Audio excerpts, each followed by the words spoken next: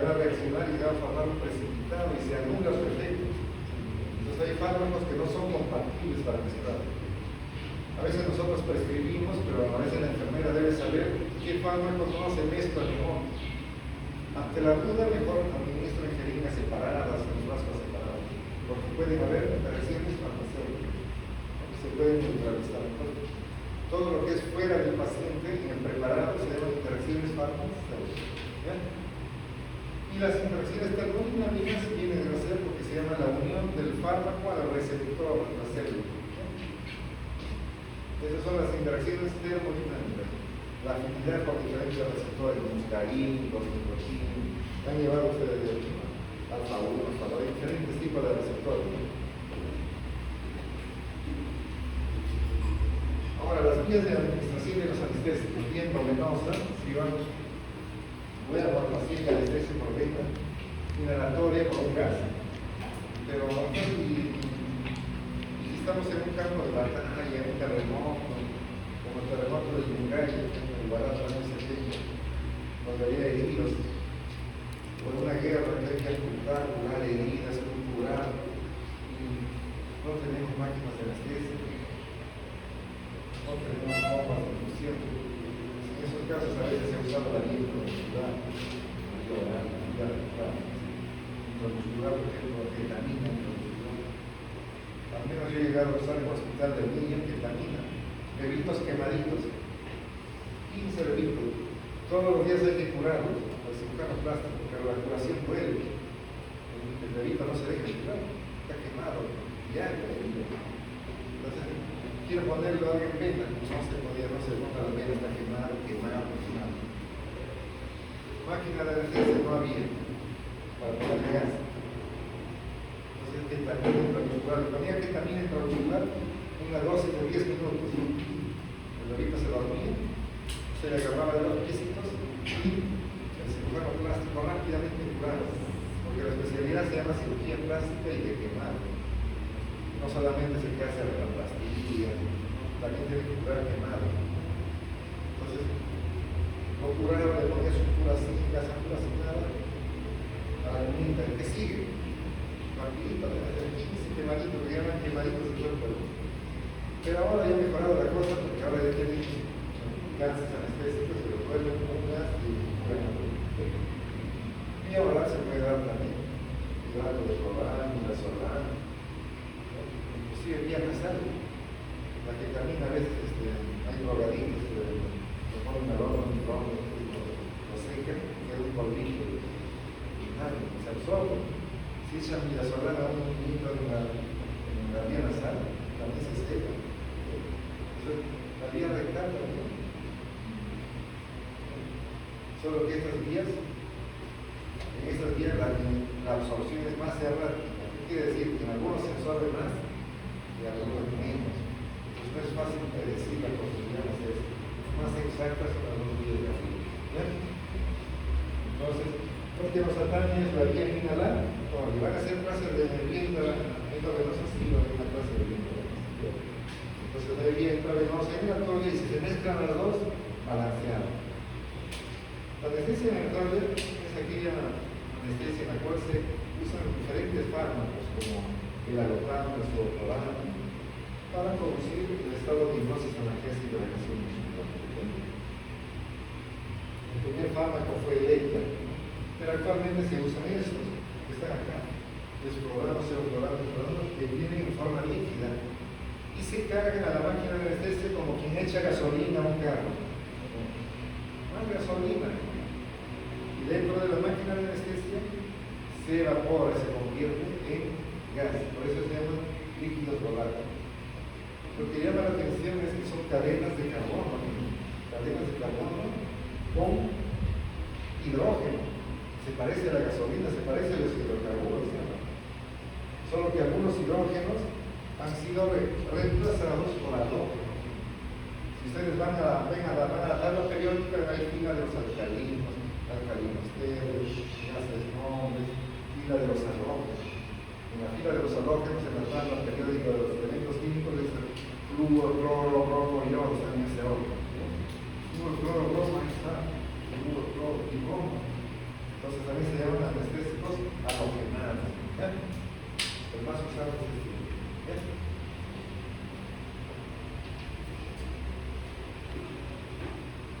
Ahora, los centros cerebrales se afectan igual. No se afectan igual. En el desarrollo neurológico, ustedes que llevan neurología, hay centros que se forman primero.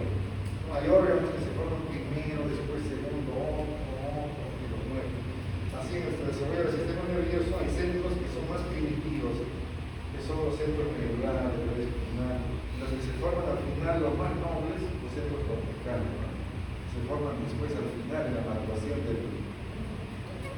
Entonces, cuando administro un gas anestésico, los centros más nuevos se afectan primero. O sea, el paciente primero entra en somnolencia. Y al final recién se paralizan los músculos. O hay paro cardíaco. Tiene una cadena de efectos. No es que tú le pones y ya se duerme con la diagnosis analgésica muscular. No aparecen los tres componentes de un solo golpe, sino poco a poco. ¿Ya? ¿Ya? Eso quiere decir que existen planos de la anestesia que se llaman planos de Weder. ¿Por qué planos de Weder? Porque Weder lo describió en su libro de anestesia y relatoria. Él trabajó con el Edgar y observó que administrando el gas anestésico el paciente no se duerme de golpe. No es como en las películas que ustedes ven que echan el cloroformo y a la chica le ponen, y la chica se cae, se desmaya y le toque la rata. No. Hay planos que tienen que pasar. ¿No? Nivel 1, plano 1. Nivel 1, cuando inhala el paciente que está miedoso, ansioso. Por ejemplo, a ustedes que le digan, mañana te operas del corazón. En la noche estás feliz o estás temeroso. ¿No? Debe ser una preocupación, ¿no? Que alguien le diga, mañana va a ser tu operación del corazón. Pues sí, mañana te operan de la vesícula. Ese sea algo pequeño, pero de todas maneras preocupa, ¿no? Entonces el paciente va a estar con ansiedad. La ansiedad es el temor a lo desconocido. Pero es una ansiedad normal, a un efecto adverso futuro. Eso se llama ansiedad reactiva. Pero cuando le pones el anestésico, el paciente que estaba temeroso ya no tiene temor. Doctor, ya no me da miedo a la operación. ¿Por qué? Porque yo estoy en nivel 1. El paciente está tranquilo. A eso le llaman también nivel de sedación, ¿ya? O ansiolisis, ¿ya? Pero está despierto. Nivel 2, a más dosis el paciente pierde la conciencia, pero entra en un estado de excitación y delirio, comportamiento combativo violento, respiración irregular. Entonces, el paciente que estaba tranquilo empieza a sacudirse, que quiere ganar, se quiere tirar al piso de la mesa. Y se puede ganar, es peligroso, es un nivel peligroso, puede vomitar, aspirarse. Entonces no queremos ese nivel nosotros. Para salir rápido de ese nivel tenemos que darle más dosis. Denle más el gas. Entonces empezamos a poner el paciente ahí recién se suelta. Hipnosis analgésica, represión muscular. Nivel quirúrgico, en este nivel se opera. ¿Ya? Y ahí debemos estar. Pero si a alguien se le pasa la mano, hace una sobredosis, ingresa al nivel 4, que es toxicidad, parálisis vulvar. En este nivel puede haber paro cardíaco. ¿Ya? Entonces, ¿cuáles son niveles de riesgo? Nivel 2, nivel 4. ¿En qué nivel se opera? Nivel 3. Pero doctor, el nivel 3 es siempre igual. Dice que el nivel 3 tiene 4 subniveles. O planos. Planos superficiales 1 y 2 se utilizan para procedimientos cortos y no dolorosos. Pero si el procedimiento va a ser más lento, entonces hay que darle un poquito más de dosis para ingresar a los planos 3 y 4 del nivel 3. Entonces el nivel 3 se subdivide en 4, ¿no? Los 3 y 4 son para procedimientos cortos y 1 y 2 para procedimientos cortos no muy dolorosos. ¿Ya? Entonces este es el resumen de los que les he dicho. ¿Ya? Al final voy a dejar eso para que yo lo repase. Ahí está resumido.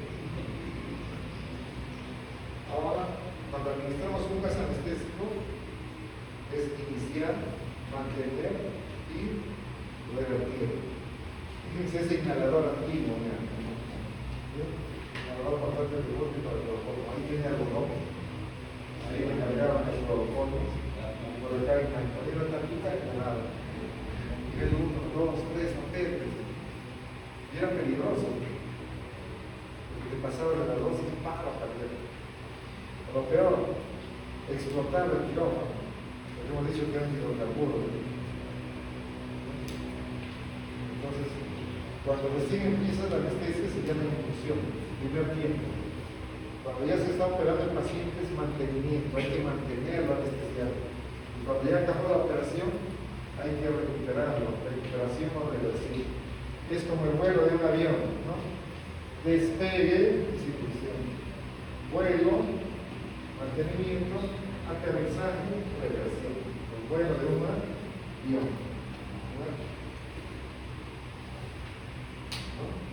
Inducción, mantenimiento y reversión. Los aviones, ¿cuándo tienen más accidentes? En el despegue, en el vuelo o en el aterrizaje. Generalmente cuando están acá están tranquilos, ¿no? Ven su periódico, ven su periódico. Pero ¿dónde se asustan los pasajeros? Cuando empiezan, igual es en la anestesia, cuando empiezas hay muertes y cuando aterrizas también. ¿Por qué? Porque cuando administras el fármaco reacciona anafiláctica, ¿puede haber? Sí. En la reversión, la linguoespasmo severo, se cierra el globo. Pero generalmente en la mitad de la cirugía el paciente está volando tranquilo. Entonces, ahí también eso se encuentra los tiempos, inducción, mantenimiento y reversión. Estos son los fármacos que les he dicho. El primero que se usó fue el Lempian. Bueno, se descubrió primero el óxido nitroso. El óxido nitroso tiene propiedades sedantes e hipnóticas. ¿Qué le falta? Y analgésicas también tiene. ¿Qué más le falta? Claro, le falta relajación muscular. Entonces no es un anestésico completo. Más sería un gas sedante y analgésico. Entonces el primer anestésico completo vendría a ser el Lempian, que usó William Morton en el año 1846, un 16 de octubre, en Massachusetts, cuando dio anestesia para que vea el cirujano de apellido Warren ante un público, periodistas, todo el mundo lo. Fue la primera publicación. Después, en Inglaterra, el príncipe de Leopoldo, nació por cesárea, usando por John Snow, que a la vez era epidemiólogo, que hizo la epidemia, combatió la epidemia del cólera de la ayuda de epidemiología. Pero también era anestesiólogo. Y después siguió todos esos gases. Daba paro cardíaco, morir de paciente, explotar el quirófano, hasta que a alguien que se le ocurrió meter halógeno y dejaron de ser explosivos. El primer modelo para la OTAN. Y ahí todos los que son modernos se ser otorgando más de eso. ¿Ya?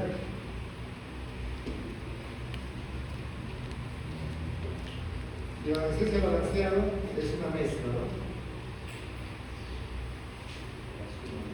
Cuando hay un perito que se va a operar, el pinchazo al duele, no se deja poner la vía. Entonces es mejor hay que dormirlo con gas. Ponemos el gas, se la quita y luego ingresa a qué nivel? Al 2, ¿no? En el 2, ¿qué va a hacer? Agárralo, primero agarra los piecitos, el anestesiólogo de la cabeza y se buscando la paciente. Un ratito, y luego se suelta, ya está. Nivel 3, intúbelo o pério. Esa sería anestesia inhalatoria pura. ¿Ya? Pero si es grandote, si es un chico fortacho, pero es joven, podré agarrarlo, no le hagan nada. Entonces, preferentemente se empieza por vena. Se le pone una vena venosa, se le pone un sedante, analgésico, relajante muscular, que ya les van a enseñar. La anestesia endovenosa rápidamente ingresa a nivel 3. O sea, no hay 2 ahí. Se salta. Se puede saltar el 1 al 2. 3, ya. Listo, intúbelo, pero su efecto dura 20 minutos y le abrimos el gas y continúa con el gas. Sería anestesia mala, gas. Se empieza con venas y continúa con gas. ¿No? Es lo que más se usa y es más cómodo para un paciente. Aunque también hay endovenosa pura, que ya van a repetir.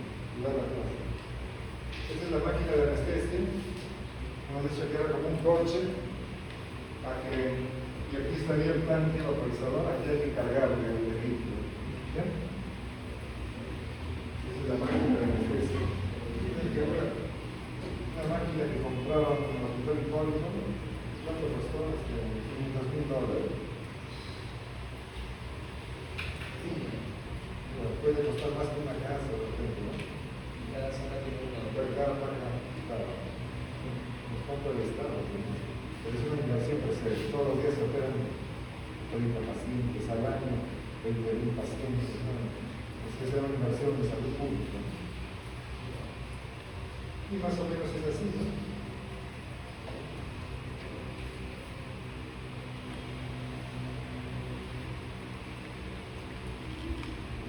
Se carga acá, el gas ingresa al paciente, entra al pulmón, a la sangre, y luego en la expiración sale y regresa, sale al ambiente o se recicla acá, pues nada que regresa al paciente.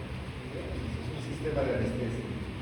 Un sistema es un conjunto de elementos que cumplen una función, un sistema digestivo, sistema respiratorio, sistema óseo, un conjunto de elementos que tienen una función. El sistema de anestesia es un conjunto de elementos que sirven para el procedimiento anestésico.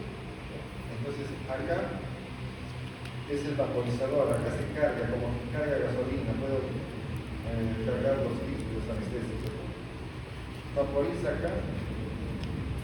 Mama inspiratoria, ingresa, tubo endotraqueal, tráquea, pulmones, cerebro, produce su efecto, regresa, expiración, sale, regresa y regresa a este purificador, donde se recicla el gas y regresa al paciente, de tal manera que ahorra oxígeno, ahorra anestesia. Todo eso tiene la máquina de anestesia. En resumen, tiene más cosas, pero es algo más sencillo. Entonces, los sistemas pueden ser sistema abierto, semiabierto, circular y cerrado. ¿Ya? El abierto es este. Acá iba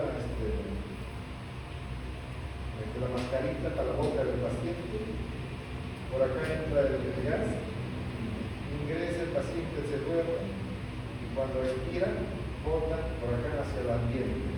Entonces prácticamente inhala y la expiración lo bota al ambiente.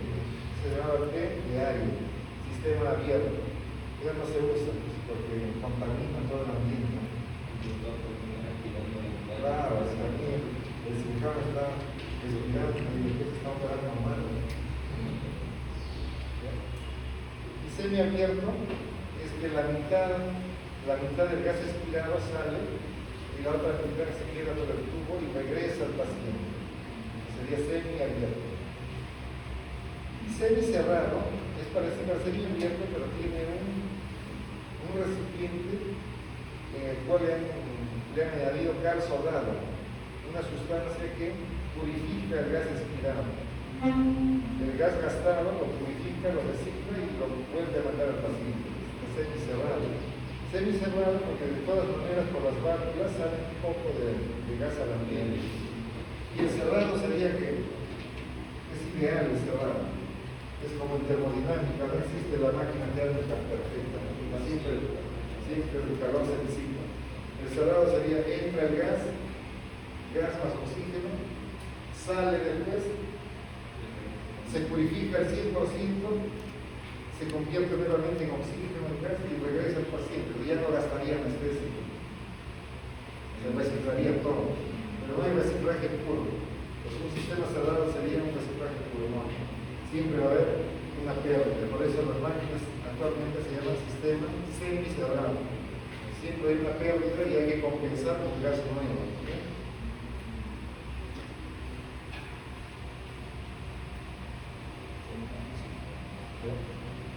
Acá en este dibujito, por ejemplo, entra el gas al paciente, en la expiración sale, regresa, una parte escapa por la válvula y el resto se recicla con la cal soldada. Ese reciclado nuevamente regresa al paciente, pero ya no regresa al 100%, ya no regresa al 80%, el 20% aplicado por acá. Y el 20% que le falta se compensa con gas fresco, si ingresa también. Eso es un resumen de lo que les he dicho. el abierto tiene contacto con la atmósfera, o sea, todo sale a la atmósfera. Entonces, en todos hay cierta fuga a la atmósfera, excepto en el cerrado, que es ideal. Entonces, pero el que usamos en los hospitales es el CEN cerrado. Esta es la máquina de anestesia, los vaporizadores, el fumómetro. ¿Qué es la calzolada? La calzolada es una mezcla de hidróxido de calcio al 80%, hidróxido de sodio 4% y 16% de agua. Así viene. Viene un galón y son como granitos, mira, hay que echarlo al canister. Es de color blanco. Cuando ya se gasta, se pone de este color. Entonces ya se gastó, hay que cambiar de carga. Entonces esta acá captura el CO2 y el CO2 lo vuelve a convertir en oxígeno. ¿Ya? Entonces ahorra oxígeno. Claro. ¿Por qué no se utiliza eso para el medio ambiente? Ah, sí, se podría usar, pero es caro. Es carísimo, sí. Esta paciente está a $200. Entonces más fácil sería sembrar. Y a esa carga le han puesto un indicador, violeta de kilo, fenotradina, generalmente es violeta de kilo. En química ustedes han llevado indicadores. Indicador es una sustancia que aparentemente tiene color. Cuando cambia el pH, se cae la gota de ácido, cambia su color. Como para el alcalde de cocaína. Claro, ahí está, ¿no? Azul. Claro, hay cocaína, ¿no? Sí. Cambia de color. Entonces, va a cambiar de color. Dice cómo cambia de color. Entonces, acá está la reacción, mira. El CO2 expirado más la calzolada, hidróxido de sodio, reaccionan y se forma bicarbonato más agua. El bicarbonato reacciona con el calcio y regenera la calzolada y el carbonato de calcio. Cuando ya se gasta se pone de color violeta porque tiene el indicador. Aquí está la reacción secreta. CO2 más hidróxido de calcio, carbonato de calcio, más agua, más calor. Eso es lo que se produce. CO2, el ácido carbónico. El CO2 más el agua, el carbonato. Ese es el ácido carbónico. El ácido carbónico reacciona con el hidróxido de sodio y se forma el bicarbonato de sodio. Este bicarbonato con el bicarbonato de calcio regenera el carbonato de calcio, se produce agua y hidróxido de sodio y se libera oxígeno. ¿No? Oxígeno. Entonces, el producto final es siempre oxígeno, agua y calor. Oxígeno, agua y calor. Entonces, mira, el oxígeno me ayuda a ahorrar oxígeno. El agua humidifica el gas, porque no hay que meterle gas seco, gas húmedo. Y el calor calienta la anestesia y entra un gas tibio. O a alguien le gustaría que le metan un gas frío y seco a la vía. ¿Quién cumple esa función en nosotros? La nariz, ¿no? La nariz calienta y lo humidifica, y entra a la vía respiratoria tibio y húmedo, ¿no? Y eso nos reseca los bronquios.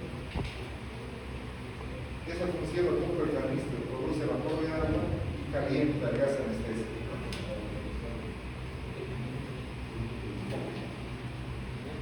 Entonces, el gas entra al circuito, pasa al pulmón, del pulmón a la sangre, de la sangre al cerebro, al músculo, a los tejidos.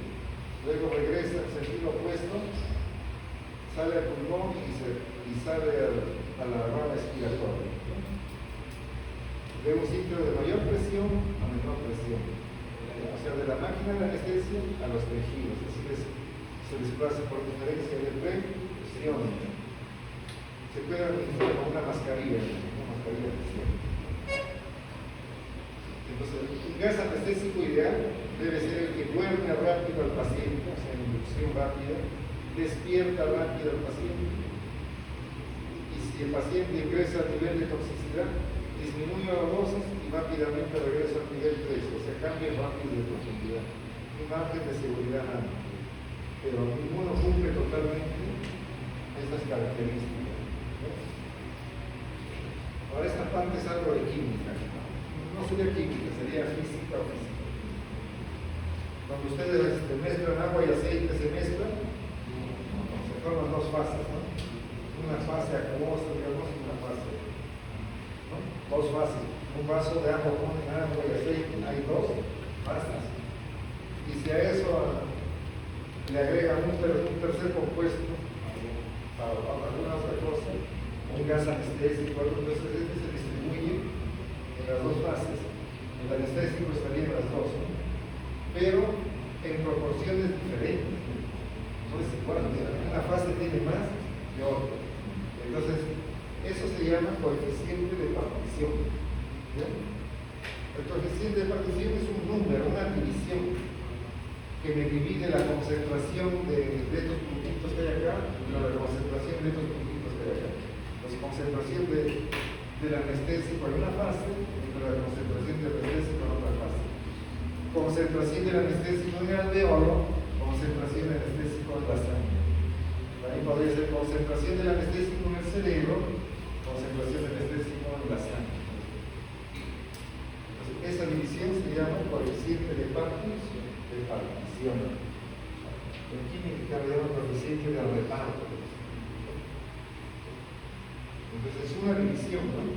Entre la concentración de la sustancia 1, en la fase 1, entre la concentración de la sustancia, de la misma sustancia en la fase 2. Es una constante diferente para cada compuesto o cada parte. Esto indica el carácter hidrofílico o hidrofóbico. O sea, ese número me indica si la molécula es más hidrofílica, estará más en la fase acuosa o en la fase lipídica. Si es hidrofóbico, la lipídica. Los anestésicos son más lipofílicos y hidrofóbicos. O sea, quiere decir que el alma no lo quiere. ¿Quién de nuestros tejidos es grasa? El cerebro está así. Entonces por eso se explica que cuando llega la sangre dice que esa cosa no lo quiere. No te quiero, ¿y a dónde lo mando?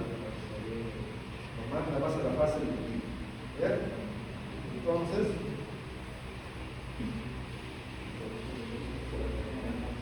los fármacos con elevados coeficientes de partición son hidrófobos. Los fármacos con coeficiente de partición bajo son hidrofílicos. Acá está para el sevoflurano, su coeficiente es 0.63. Entonces, si ese coeficiente de partición es bajo,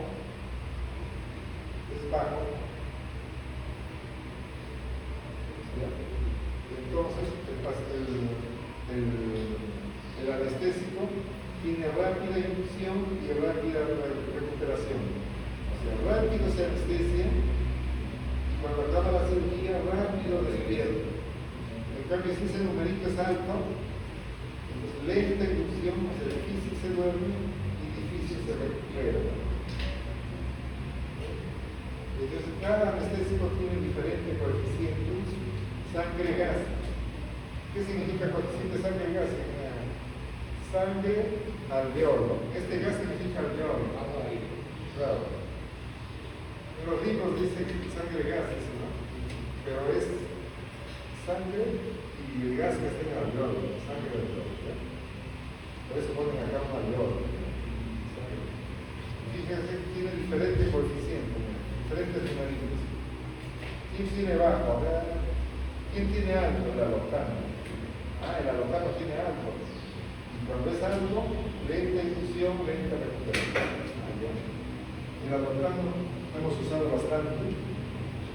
Poníamos el alocano, no dormía.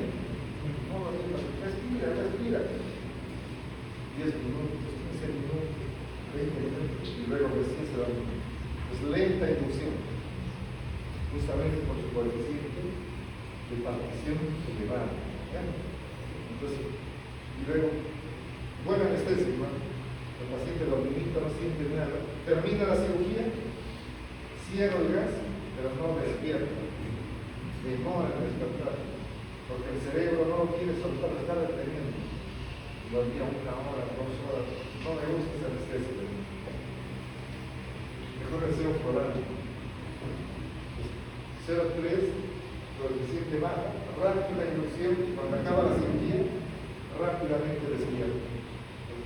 Número bajo, rápida inducción, rápida despertar. Acá cuál me interesa más el explorar, no es el buceo hospital ni nada. Ese sí es rápido.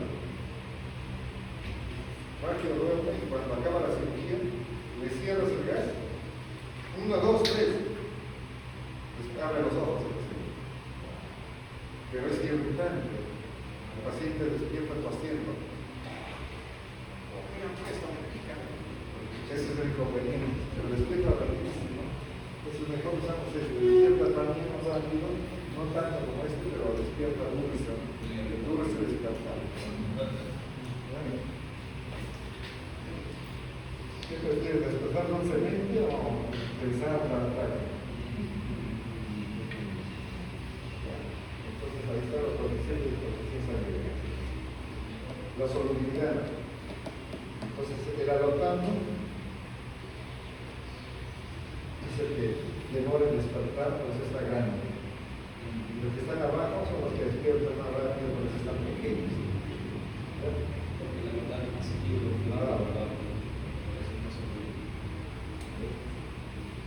Eso explica la velocidad de inducción, de dormir de cada fármaco, es diferente.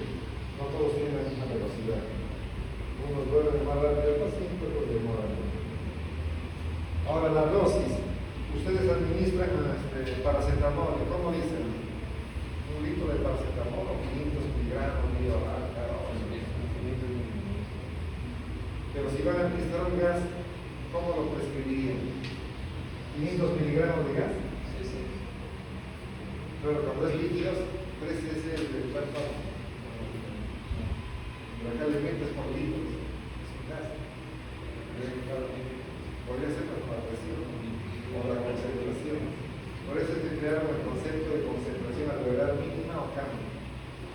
Se dice que es aquella concentración que debe haber en el alveolo para que el 50% de los pacientes no sienta dolor al cuerpo. Estadísticamente no han calculado, entonces parecer operable porque además son los dos. Entonces, los fármacos potentes necesitan poca concentración para hacer su efecto, mientras que los fármacos débiles necesitan más concentración para hacer su efecto anestésico. ¿Ya? Entonces el CAM varía de un fármaco a otro. Entonces la concentración alveolar mínima varía de un fármaco a otro. Entonces esa es la definición. ¿Ya? Concentración alveolar mínima. Aquella concentración que debe haber en el alveolo para que para el 50% de los pacientes no tenga dolor. Está inversamente relacionado con la potencia. ¿Qué quiere decir? A mayor CAM, a menor potencia. A menor CAM, mayor potencia. Los potentes necesitan menos CAM. Los débiles necesitan más CAM. Entonces es inverso a la potencia.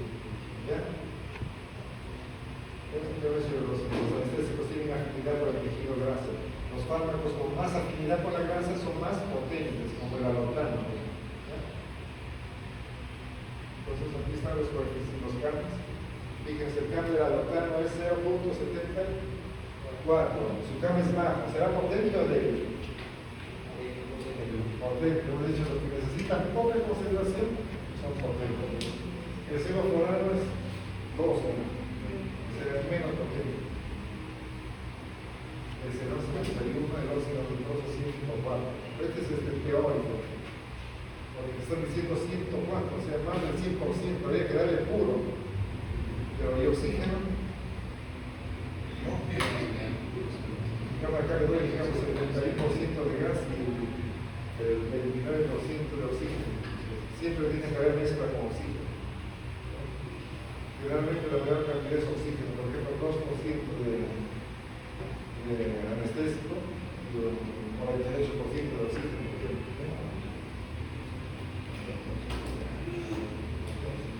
Ahora, este es el CAM en neonatos y adultos. Cada persona tiene diferente CAM. Por ejemplo, ya observado que los pacientes que tienen retardo mental, un síndrome de Down, por ejemplo, le pones la anestesia pasiva baja dosis al tope. Es como que tuviera pocas neuronas. Caga, ¿no? Pero pobre a un niño, a un neonato, no puede. Entonces, ¿quién requiere más dosis? ¿Un adulto o un niño? ¿Quién requiere más dosis? ¿Qué creen? ¿El niño o el adulto? ¿A quién le doy más concentración de gas anestésico? ¿Al adulto o al niño? Al niño. Más resistente. Es como que sus neuronas estuvieran así, al 5%, así. Entonces, para dormir esas neuronas que están nuevas, más fuertes, hay que darle más. Y a un joven, moderadamente, a un viejito, le das al toque, se vuelve, ya sus neuronas ya están a baja dosis ya. Pero también hay condiciones fisiológicas, paciente chocado, paciente debilitado, también baja dosis se anestesia.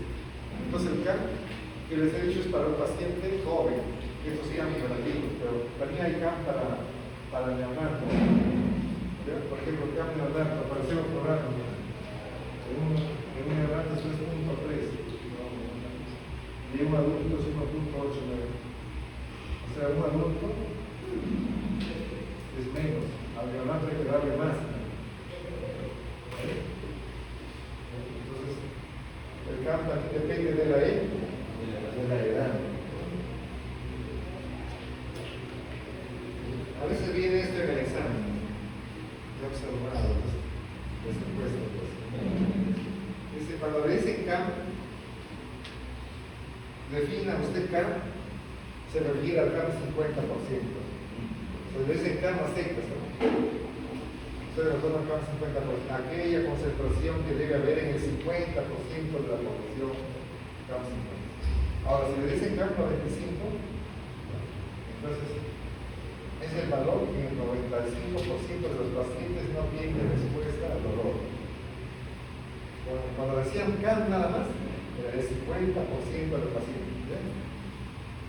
Si le dicen el marketing, entonces el CAM 95, es decir, que el 95% de los pacientes no tiene dolor. Y su equivalente con el CAM 50% es 1.3. O sea, el CAM 95 es 1.3 del CAM 50. Claro. Y CAM despertar. El CAM despertar también a veces viene en el examen. Aquella concentración que en el 50% de los pacientes abre los ojos corresponde a 0.5% del CAM. O sea, el CAM normal del pseudocoral es 12. ¿A qué CAM despertaría? Claro, ¿no? Después del segundo ya está despertando el paciente. Claro. Y CAM va, CAM que bloquea la respuesta alérgica, simpática mimética en el 50% de la población, corresponde a 1.5% del CAM. ¿Qué quiere decir bloqueo adrenérgico? A veces cuando ya está anestesiado el paciente y hacen el corte, lo observan en el monitor, aumenta la frecuencia cardíaca por el corte, se ha liberado una adrenalina. No debe ser eso, porque eso es malo, porque va a subir la presión arterial, producir taquicardia en el paciente. Entonces, fíjense que a 1.5 ya del CAM normal ya se está bloqueando la respuesta del bloqueo adrenérgico. Entonces, recuerden que la triada anestésica es hipnosis, analgesia y relajación muscular. Y últimamente le han puesto un cuarto componente, que es bloqueo de los reflejos. Por ejemplo, si el cirujano jala una víscera, no queda reflejo vagal, para. Eso no debe haber. Quiere decir que no está muy anestesiado, hay que darle más dosis, se deben anular las reflejos. Entonces también puede venir a ser CAM bajo. Y la anestesia profunda, o sea que ya Ya estás entrando al nivel tóxico, es el dos veces el CAM 50, ¿no? Por ejemplo, si el cielo florando es 2, su CAM es 2, ¿con cuánto lo matas? ¿Con cuánto veces un cuadro? Claro. Le voy a duplicar la dosis. Wow. Anestesia profunda, no debemos llegar muy profundamente. Una consulta. Con respecto al CAM-BAR, entonces, para llegar a la fase quirúrgica, nosotros apuntamos al CAM-BAR para tratar los efectos o para el CAM tradicional. Al CAM tradicional. Claro. No tradicional. Fíjense que estos datos son estadísticos, la dice el 95%, pero siempre va a haber un 5% que no cumple la población, pero la mayoría no cumple. Porque no todos son iguales, no todos sienten igual, ¿no? Si a alguien le hincan el brazo, a algunos no les duele, y a algunos gritan, y a algunos lloran, ¿no? No mientes, y otros normal, ¿no?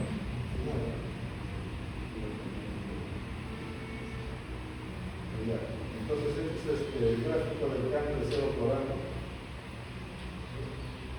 Según la dosis, cómo van a ahora, eso es lo que les dije, factores que disminuyen el requerimiento de anestesia, disminuyen el cambio. En inglés a veces sale como mal. Si el paciente está hipotenso, frío, hiponatrémico, con hipercambio, embarazo, anemia o científico, necesita menos dosis, disminuye su cambio. Pero si hay hipernatremia, hipertermia y el niño requiere más, entonces aumenta el cambio, ¿no? Hay factores que aumentan, factores que disminuyen. Pero también disminuye, por ejemplo, la sepsis, el estado de coma, o el estado mental. Está bien. Y también si están usando fármacos antagonistas, supone lidocaína, morfina, barbitúricos, el paciente está alcohólico, por ejemplo, llega a la emergencia un atropellado y huele a alcohol. Huele a alcohol. No, esto me va a disminuir el cambio. Entonces debo darle menos dosis de alcohol. Ya el alcohol está sinergizando. Pero el alcohol es eliminado. Claro, el alcohol. ¿Cómo se eliminado? No, está bien. Esa respuesta. No, acá puede estar borrado. No es la X. Pero hay fármacos que aumentan la cocaína. A veces llega un paciente del penal con carinómano. Y hay pacientes que no pueden. O sea, cuando tiene Son consumidores. 1, 2, 3. Claro. Hacen residencia. Cuando ustedes toman alcohol por primera vez, ¿qué pasa?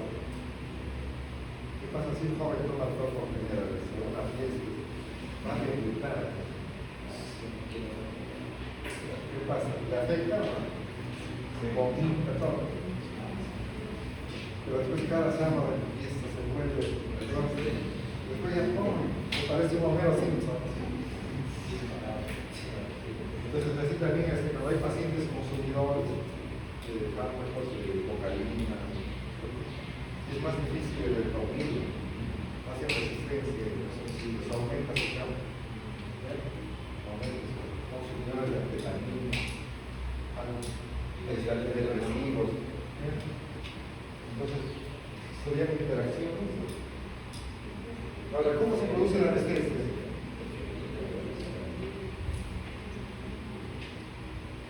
Siempre se preguntó, ¿cómo es que el fentanilo produce analgesia? Bueno, según los receptores opioides, que son de varios tipos, sulfuro, musculoso, receptor GABA y ¿cómo produce la anestesia en general? Los gases anestésicos. Siempre se preguntaron así. Entonces, hubo un científico muy biólogo que dio la primera teoría. Él dijo que los anestésicos, al ser lipofílicos, se disuelven en la membrana celular de la neurona. Al disolverse, distorsiona. Porque la sinapsis. Claro, ¿no? Y afecta la transmisión nerviosa. Porque se meterían por acá, entonces altera la estructura. Hasta ahí todo bien, ya tiene lógica. Pero hay compuestos que también son inconflitos. Por ejemplo, uno inhala gasolina y no se anestesia. ¿Qué pasa ahí? Debe haber otra cosa. ¿Por qué existe? Ya empezamos a hablar. Entonces, hay varias teorías. Ya les dije la de medio hombre, uno dice que los receptores GABA, los receptores proteicos, teoría múltiple y teoría unitaria. Inicialmente decían que era por sus propiedades físicas químicas. La de medio hombre por distorsión de la membrana. Verla, coagulación de los coloides celulares. Una gelación, desnaturalización reversible de las proteínas. Disminuye la permeabilidad de la membrana y la capacidad de polarización eléctrica. Modifican la oxidación celular. Inclusive dijeron que se producía un estado de anoxia reversible, una anoxia celular. Estas son las teorías ya más vigentes. Actualmente se sabe que los anestésicos tienen acciones a nivel presináptico y postsináptico. Presináptico alteran o disminuyen la liberación de ciertos neurotransmisores. Y postsináptico bloquea el receptor. Los receptores son como estas sillitas que están. Si ya está sentado alguien, se podrá sentado a un chico, no. Entonces ese sería postsináptico. Pero por ejemplo, yo cierro esa puerta y no los dejo salir. Entonces estoy impidiendo la liberación de noradrenalina, de compuestos que van a actuar en los receptores. Entonces es reacción presináptica. Entonces, me sale eso. A los canales, voltaje dependientes de sodio, de calcio y los receptores proteicos, inhiben la liberación de neurotransmisores. O sea, a nivel presináptico se inhibe la liberación de neurotransmisores, suprimiendo la acción en receptores excitatorios. Actuarían a nivel presináptico, inhibiendo la liberación de neurotransmisores, o a nivel postsináptico, ocupando las sillas para que nadie se siente. Entonces, de esa manera, actuarían los anestésicos inhalatorios. Pero sí se sabe que actúan también en receptores GABA, en la porción A, en las unidades beta 2, beta 3 y beta 5, para producir hipnosis y relajación muscular. Y en los receptores AMPA, NMDA, NMDA-aspartato, canales de potasio, receptores nicotínicos y deficientes. Tienen efectos sobre la memoria, la percepción, la mentalidad, la nocicepción y la movilidad. El óxido nitroso, que es el gas antiguo, el xenón, gas noble de la ketamina, actúan sobre los receptores del alfa, NMDA, que son receptores nicotínicos para la analgésica. Son principalmente analgésicos. Ahora, los canales iónicos son proteínas. Entonces son receptores proteicos. Son de dos familias, nicotínicos, de acetilcolina y serotonina tipo 3 del GABA. Receptores de glicina y glutamato, que es lo que se llaman receptores NMDA o AMPA.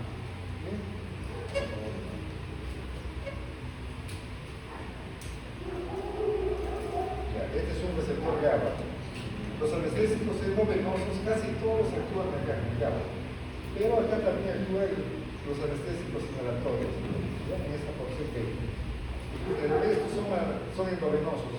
El barbitúrico pentotal es endovenoso, el dominato endovenoso, el tocotrol endovenoso, el benzodiazepinas con amidazolam endovenoso. Pero en este GABA también actúan los inhalatorios. El GABA es un receptor inhibitor, que cuando se activa entra el globo y se produce inhibición. Entonces, cuando el GABA se abre, entra el globo y se produce inhibición de la célula. Mientras que los receptores NMDA tienen son excitatorios. Cuando se activan las vísceras, se excita la neurona. En este caso hay que bloquearlo también para que se bloquee el excitatorio. Ahí también actúan los receptores, los anestésicos inhalatorios. En este receptor NMDA, que es excitatorio, es bloqueado por el anestésico inhalatorio.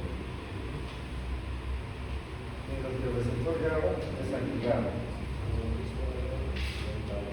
El receptor de glicina también actúa con la corriente de cloro. Entonces también es excitatorio, hay que bloquearlo. Entra el cloro y se produce la excitación. Entonces hay que bloquear el ingreso de cloro y se inhibe. El anestésico inhalatorio bloquea ese canal.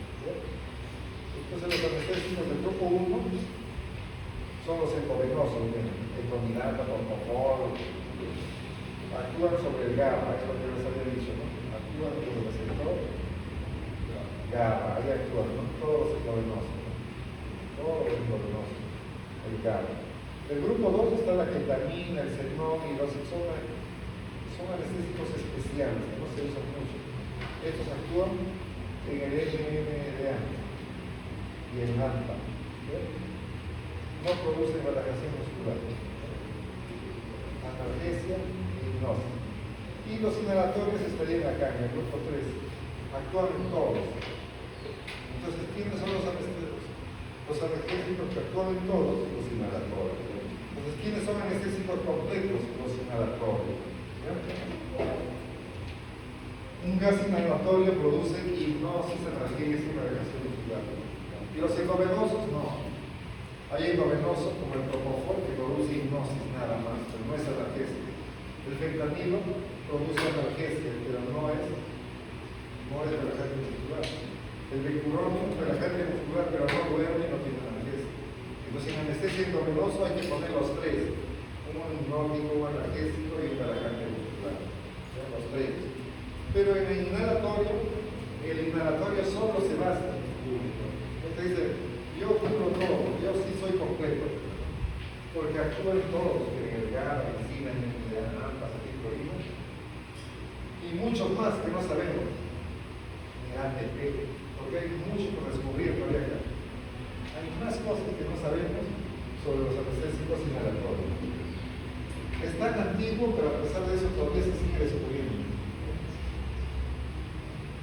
Entonces actúan en el núcleo electroreceptor produciendo el inicio del sueño, porque con los anestésicos inhalatorios.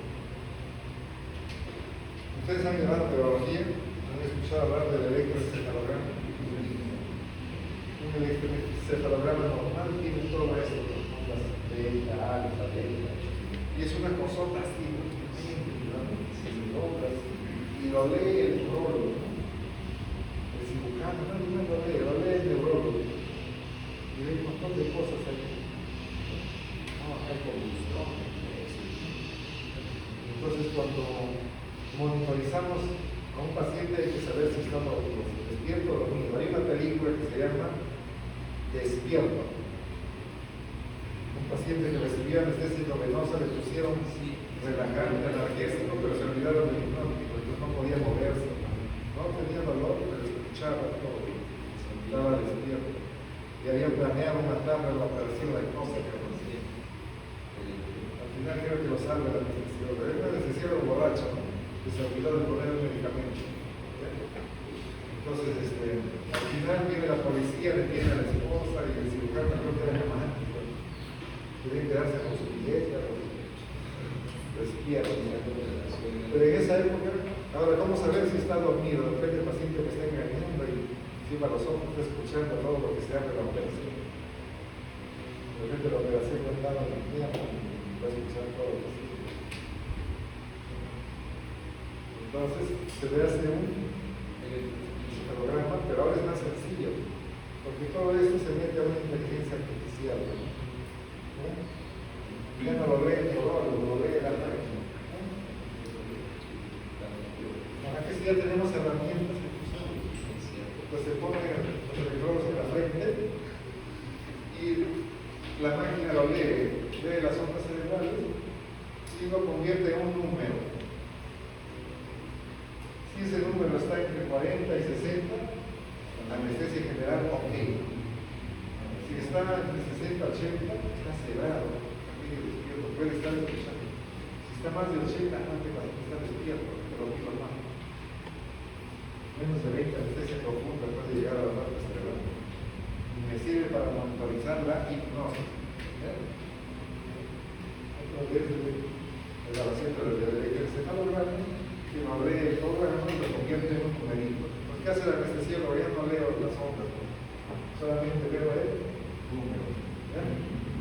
Monitor de hipnosis. Se llama BIS. Pero hay más, hay de otros modelos. Hay monitor de entropía. Farmacocinética. ¿Qué es farmacocinética?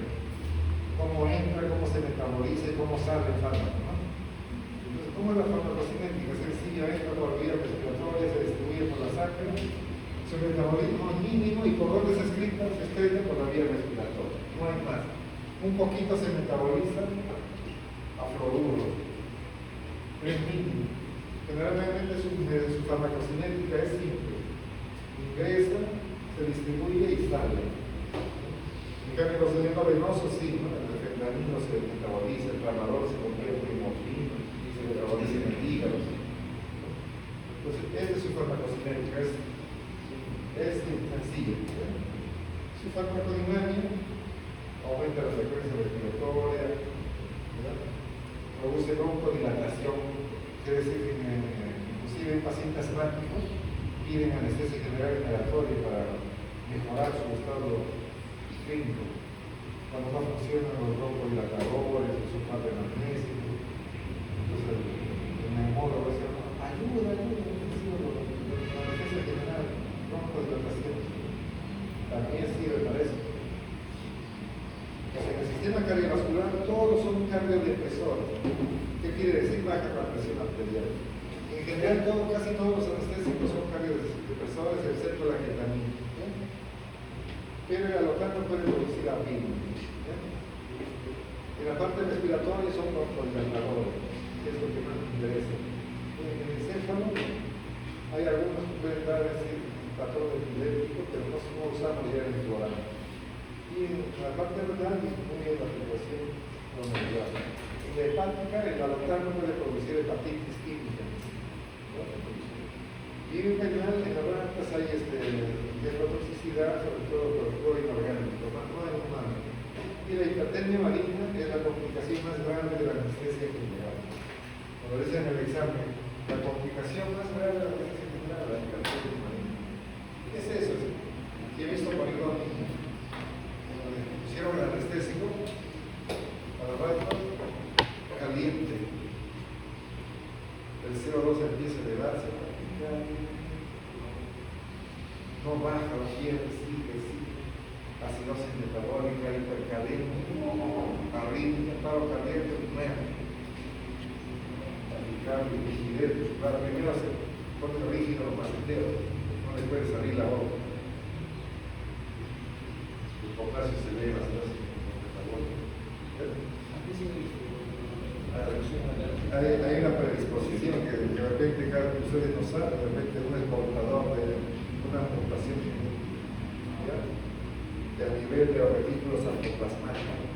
El retículo sarcoplasmático libera calcio para que se produzca la compresión muscular. ¿Ya? Pero en este caso, el calcio se libera y luego se recapta y cesa la compresión muscular. Pero en estos pacientes el calcio no deja de liberarse, sigue, entonces el paciente se contrae. Esa compresión produce calor, libera potasio y produce toda la cascada metabólica. Entonces, es una alteración en el receptor de taurina del retículo sarcoplasmático. Entonces, siempre hay que preguntar al paciente. Esta enfermedad hereditaria autosómica dominante, que es el que si el papá tiene, el hijo también tiene. Incompleta expresividad variable, quiere decir que hay casos moderados y hay casos más severos. Gatillante, anestésicos halogenados y uno relajante muscular, que es la succinto olímpica. Entonces, ¿quiénes son los gatillantes? Los anestésicos inhalatorios lo general, ¿no? Y solamente un relajante muscular. ¿Cuál? La succinil. ¿Ya? Divalación exagerada de calcio en el retículo sarcoplasmático. Ahí está. Aquí se produce la hipotermia marina, todo se elimina. ¿Cuál es el relajante muscular? La succinil y el resto de los gases inhaladores.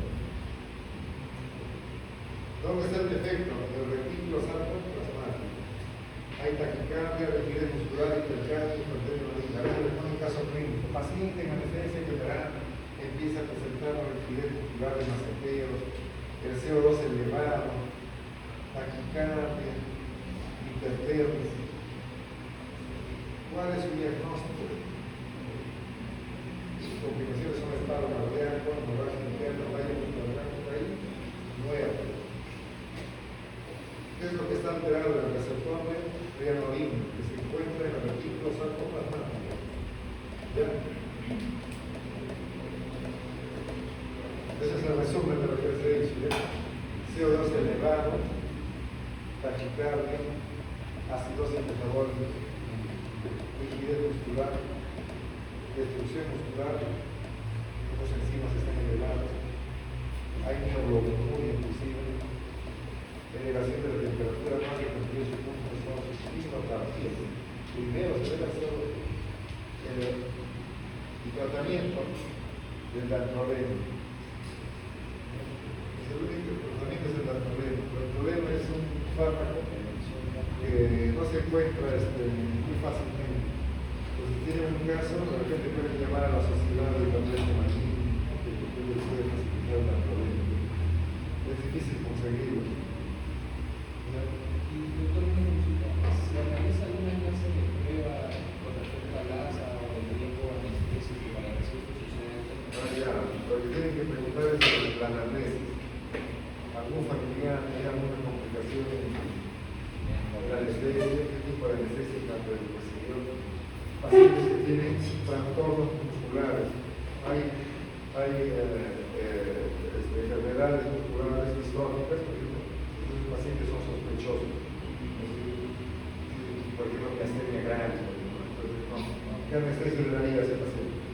Pero tiene un caso clínico, paciente con miastenia clínica, miastenia gravis, se va a operar del corazón. ¿Qué anestesia le daría?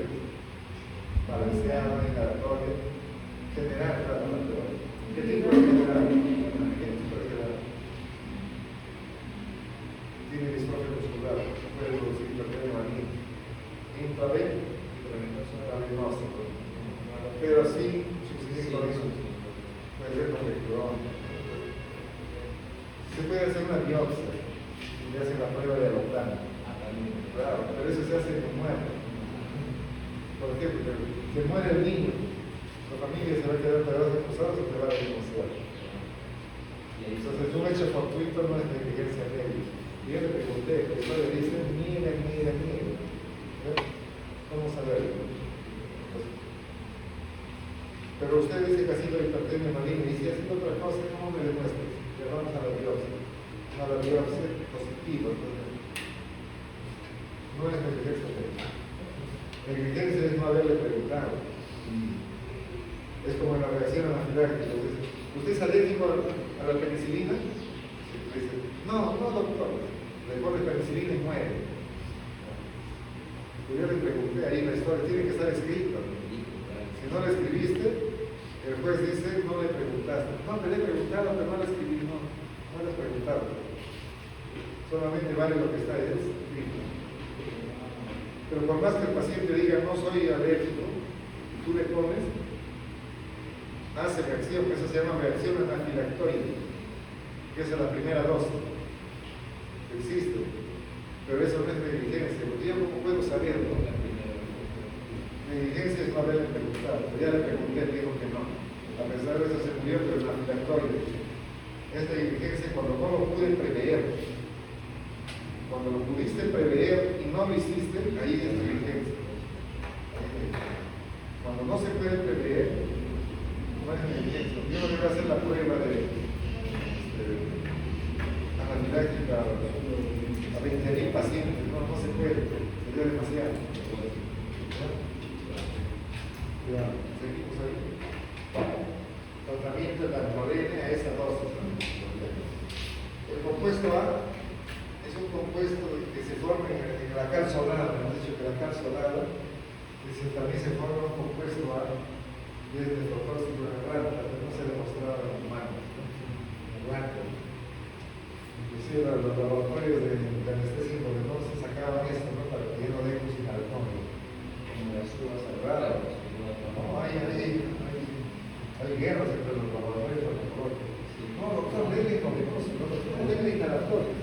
Todo viviendo en su Cada compra de medicamentos son millonarios para un hospital. Y generalmente se compran los dos porque los dos son muy.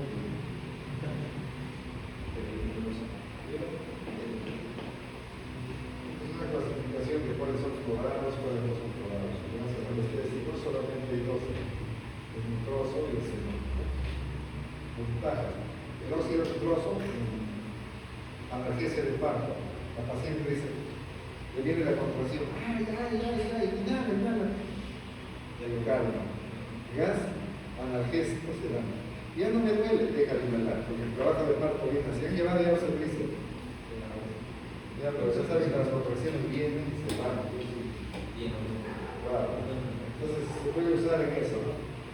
Alotama, es potente, produce hepatitis, hipertermia marina, se usa poco. Sofolano y ceofolano son más adecuados. El desfolano es la recuperación y despertar rápido, pero es irritante para el día respiratorio, el estudio posible. El más ventajoso, el que más se usa es el ceofolano.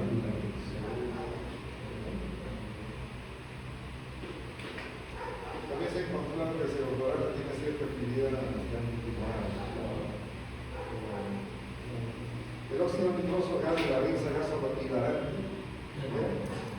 Desde el año 1772 se usaba en los circos, en los espectáculos, pero después se descubrió que era analgésico. Lo hace bueno, son también se usa una mezcla de 50% de gas, 50% de oxígeno para analgesia de parto. Los odontólogos lo usan para expresiones dentales, para analgesia de parto, por eso la gestante está en el género. Contraindicaciones: sitios donde hay rapado, trama cerebral, motor, gaseosa, puro,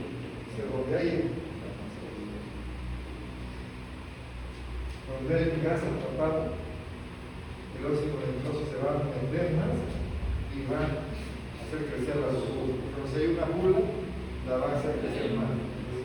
Está contraindicada en esas condiciones.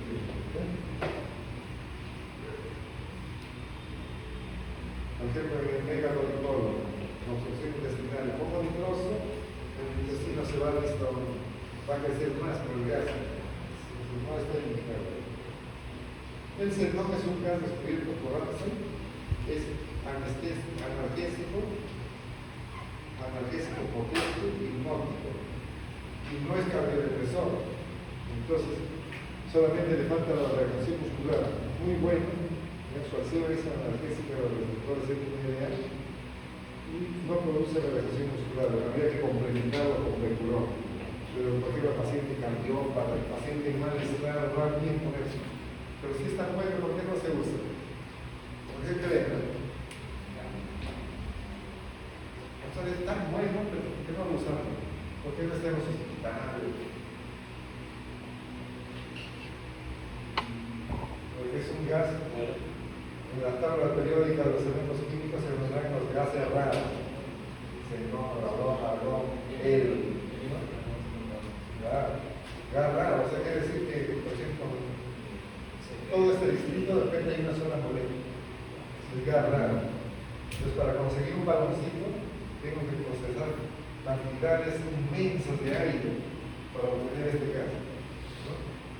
Entonces, es caro. De repente este gas no existía en el planeta y vino del espacio exterior, del espacio exterior, así como el oro. O sea, sí. Ustedes saben que el oro no había en la Tierra, pero hubo una época que vinieron meteoritos de oro, entraron a la Tierra, se pulverizaron y se chisparon por todo el planeta. Por eso el oro nunca hay, nunca vas a encontrar oro de ese tamaño. lo más que puedes encontrar es una pepita, pero así chiquita. No es como el hierro que encuentras vetas grandes. Entonces se cree que el oro vino del espacio exterior. Como este es tan raro, es tan valioso, por eso se usa en la moneda, por eso tiene valor histórico a nivel de toda la historia de la humanidad. Un lingote de oro representa el trabajo de la humanidad desde las épocas prehistóricas, porque ese oro que habíamos juntado en las culturas antiguas se ha seguido fundiendo, agregando. Pero los bancos de reserva tienen oro, pero es el trabajo de toda la humanidad. Así, como el oro es que ya se raro. Es bueno, pero es escaso. ¿Ya? Este es el anfiteatro del 16 de octubre. William Morton dio la primera anestesia, un paciente que tenía un angioma ante los periodistas que se sentaron acá. Y la noticia se dio vuelta al mundo de tal manera que el año siguiente, en 1847, el 29 de abril, se dio la primera anestesia en Perú, en el Girón de la Unión, en la botica Rey, que actualmente ya se convirtió en la discoteca Cerebro. Era una botica, y el médico Julián Sandoval Bravo dio la anestesia con él a un soldadito que se había fracturado. Sandoval Bravo también es héroe de la batalla de Pizarra contra los chilenos, con Casimiro Urión, lanzar la primera ambulancia para atender a los héroes de la guerra con Chile, que dio la primera anestesia de soldadito, y se publicó en el diario El Comercio. Entonces el Perú viene a ser el primer país en Sudamérica en realizar la primera anestesia general. Un año nomás después de que se hizo en Estados Unidos, en Massachusetts. El presidente Bush declara el día de la anestesia como el día del médico en Estados Unidos. Pero en cambio en el Perú el día del médico es el día de la muerte del mártir Daniel Alcides Cabello, 5 de octubre. Allá en Estados Unidos es el día de la anestesia, es el día del médico. Porque desde que empezó la anestesia, la medicina despegó totalmente. Pucha, que la cirugía se despegó, las apendicitis que eran mortales, ahora se operan, se sacan las piedras, trasplante cardíaco, cosa que no podía hacer el cirujano si tuviera anestesia. Pucha, ha mejorado la salud. El día del médico sea el día de la anestesia, así el presidente Bush lo sacó como la solución del Congreso norteamericano. Entonces ese es el sitio de la primera anestesia.